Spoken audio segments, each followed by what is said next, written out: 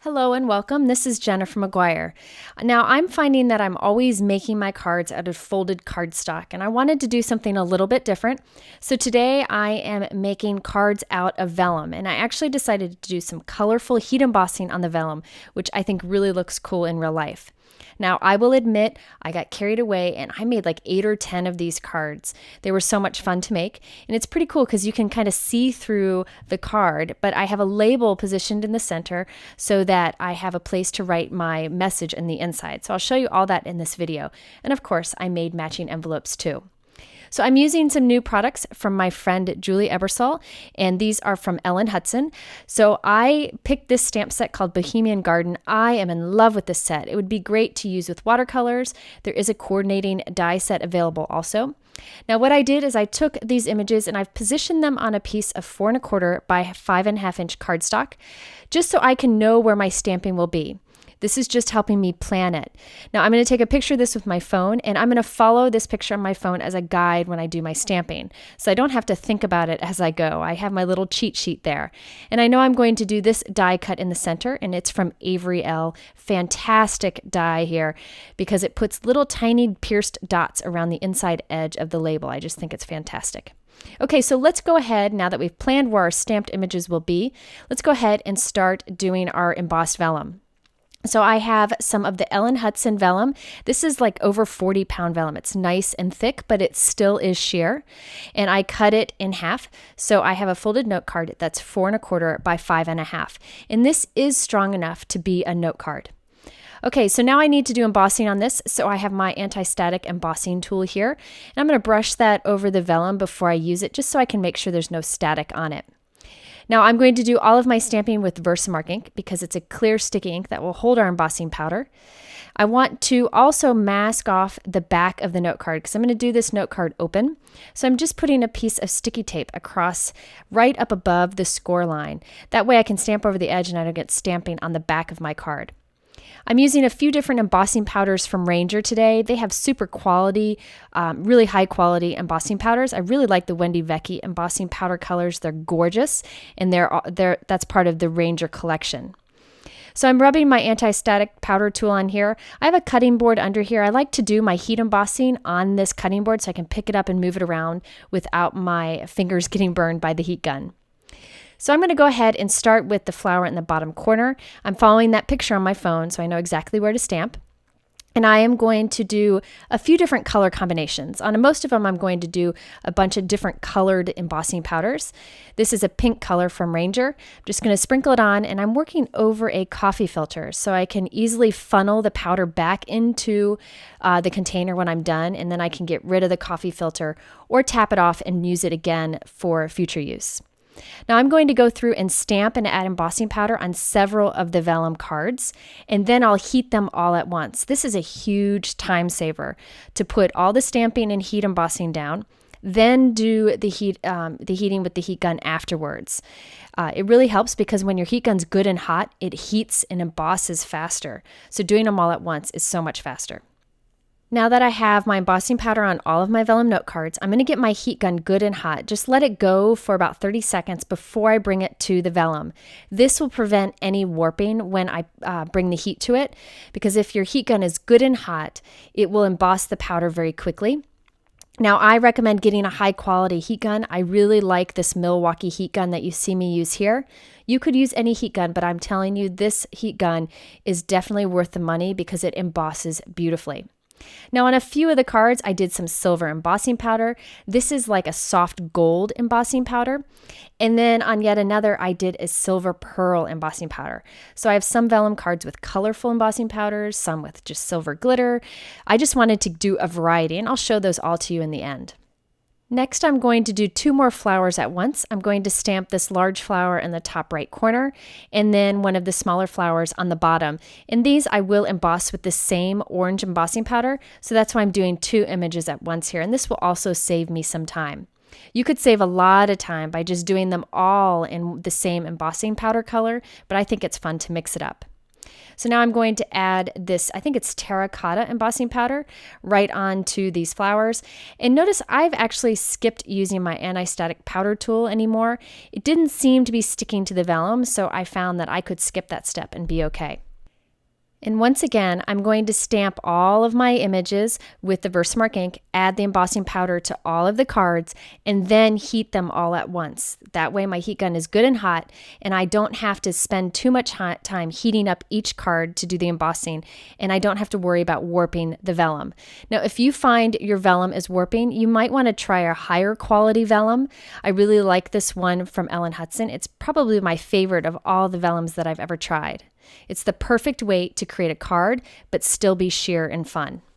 So I repeated the process of adding all of these colorful heat embossed images all over the vellum card, and now it's time to remove that tape that we put across the top.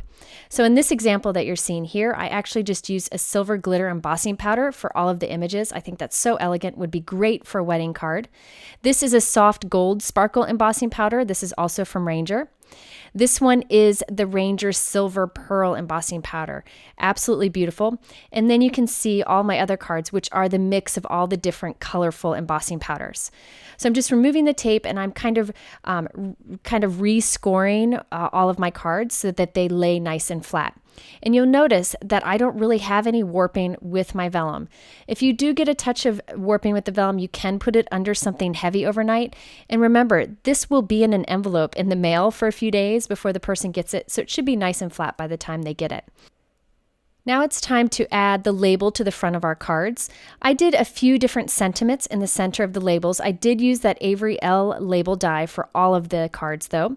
I have this older set from Julie Ebersol that has this great thanks sentiment. I'm going to go ahead and stamp this with VersaFine pigment ink. This is a good black ink, and it stays wet long enough that you can add clear embossing powder on top of it, and this will give you a black heat embossed image.